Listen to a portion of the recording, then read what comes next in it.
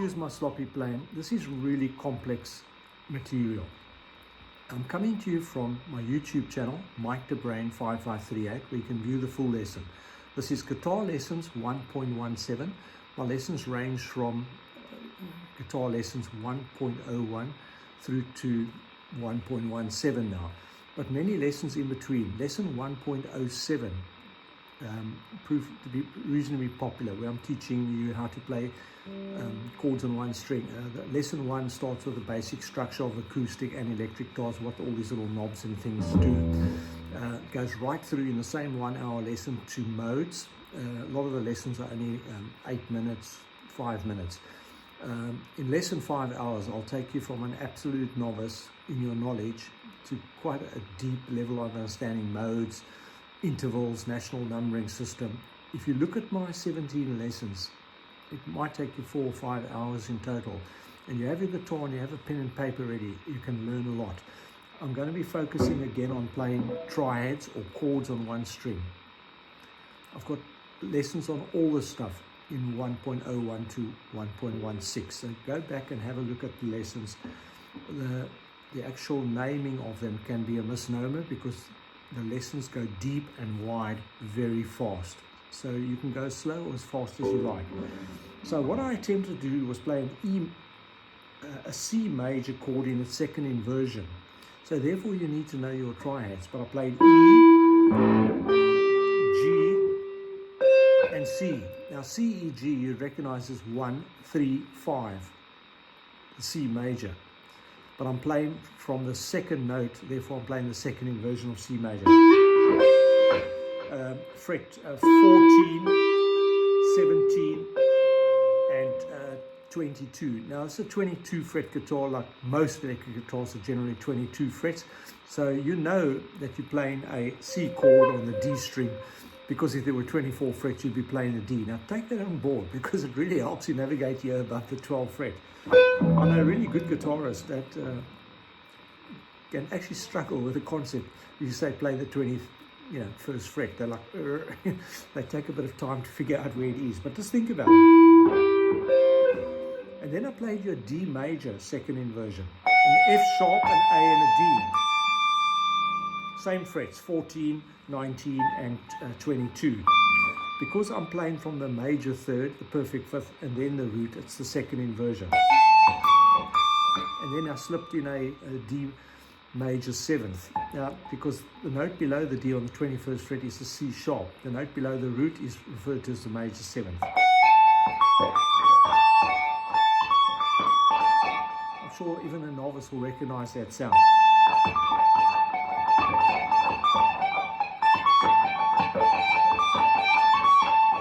Okay, here we go. So here we do A minor. Now A, a C, and an E, ace. Now a lot of you guitarists started at the 5th fret in position 1 of minor pentatonic A minor. So you know A minor played in 2 octaves horizontally, and I mean horizontally like that. You assign the numbers 1 to 7 to the major scale. C, D, E, F, G becomes 1, 2, 3, 4, 5, 6, 7. When you move into the next octave, you go 8, 9, 10, 11, 12, 13, 14. When you get to 15, you're back at 8 or you're back at 1. You follow? When you go into the next horizontal octave, you add 7. So 2 plus 7 is 9. So when you hear a sharp 9, it's a sharp 2, which is equivalent to a flat third. Therefore, you need to know your intervals. Now, the Mike the Brain Idiot's Guide. I'm calling myself the idiot. A, C, E. Look at the spaces between the depressed fingers. Press A, skip 2 frets, press the minor third interval. But think of it in terms of frets missed, if you're new to my channel. And then you miss 3 frets and you depress and you've got the perfect 5th interval. That's A minor. If you wanted A major, you miss 3 frets, you depress the E flat, which is the major third interval. Excuse me, the C sharp. You got A, C sharp, and then you skip 2 frets. So a major chord, you skip 3 frets, depress, skip 2 frets, depress. A minor chord, skip 2 frets, depress, skip 3 frets, depress. You've got a major chord played on one string. The second inversion is there's the E again. Skip 2 frets, depress, then skip 4 frets, depress. And you've got a major chord in its second inversion. Now you can do that in any chord. If I started with a D, skip 2 frets, depress, I've got an F, which makes it D minor, because I'm playing the minor third involved. Skip 3 frets, depress, and I've got the G. Now G is the perfect fifth. If you go count D, E, F, G, you'll see what I mean. When you go D, E, F sharp, G, A. Did I say whatever? I meant A, the perfect fifth of the D major scale. Okay, so this little thing here, I played E major, second inversion, because second inversion, skip 2, skip 4. And you're dealing with a major chord in second inversion.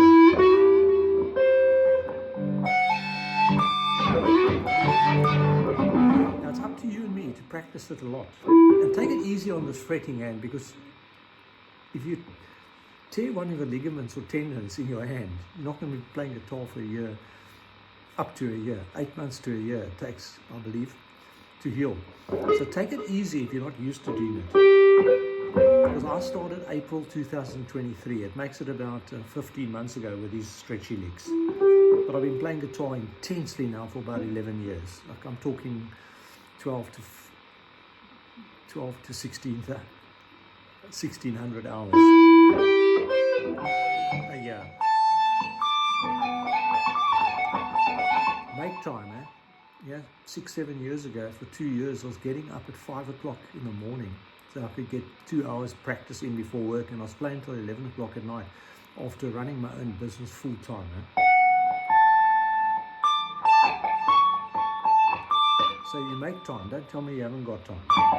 So I've taught you something there. Now, yesterday's lesson 1.1.6 focused on a lot to do with B minor triad. So you've got your B, minor 13, 12, 14, 12, 11, and the G. You'll recognize that shape. There's the octave of B, here at the 19th fret.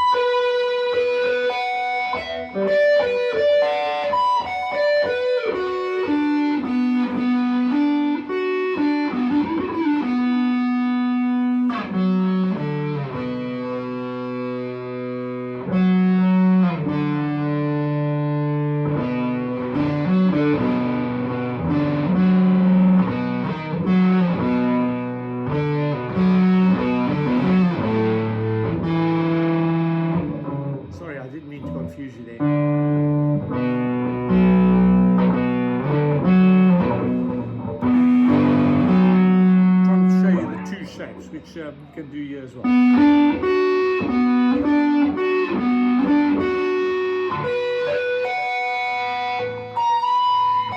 And sometimes I do it like, yeah.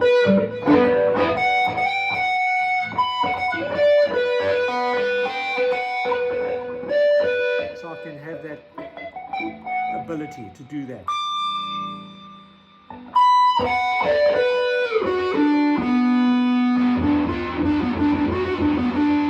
Ability, you know, 16, 12, 14.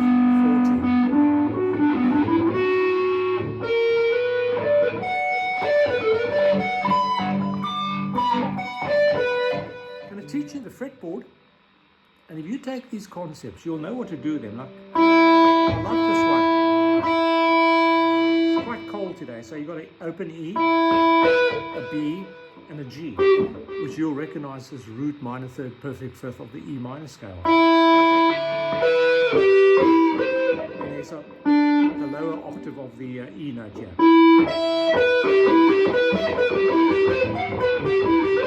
I'm chucking in a ninth, the F sharp, which is the second in the E major scale, but I add in the next octave, call it a ninth.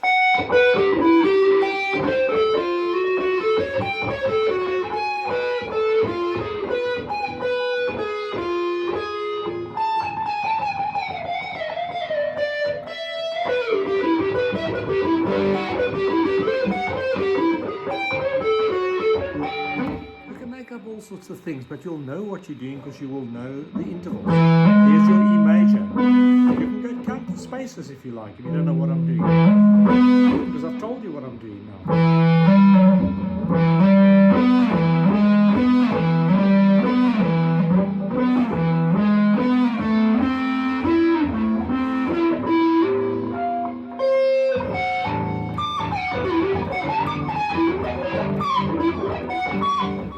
Am I imagining it or am I getting better? Joking.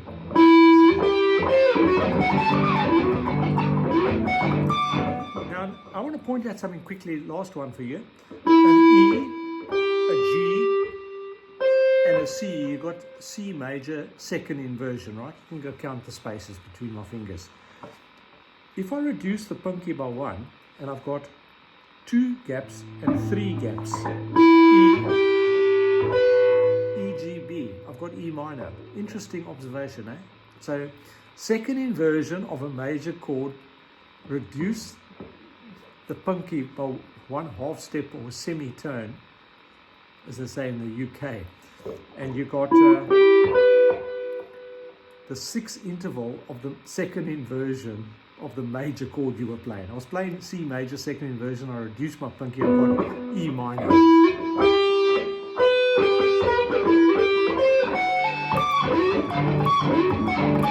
So there's a couple of things you're practicing here. You're not only stretching your hand out from the C major second inversion to the D major second inversion, you're also skipping 2 strings, being the G and the B string. So you've got to get your coordination. That's where I'm urging you to do hybrid picking. Well,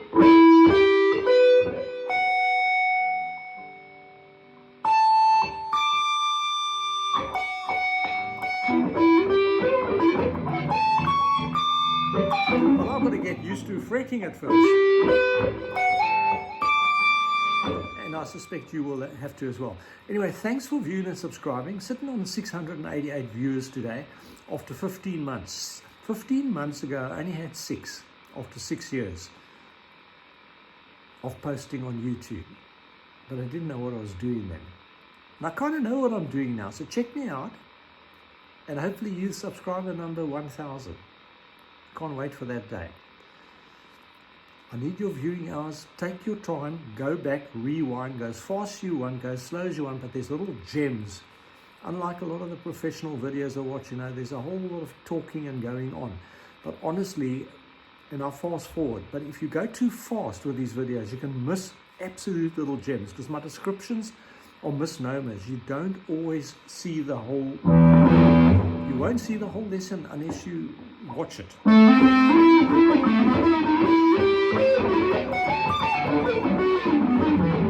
Until the day we can go like,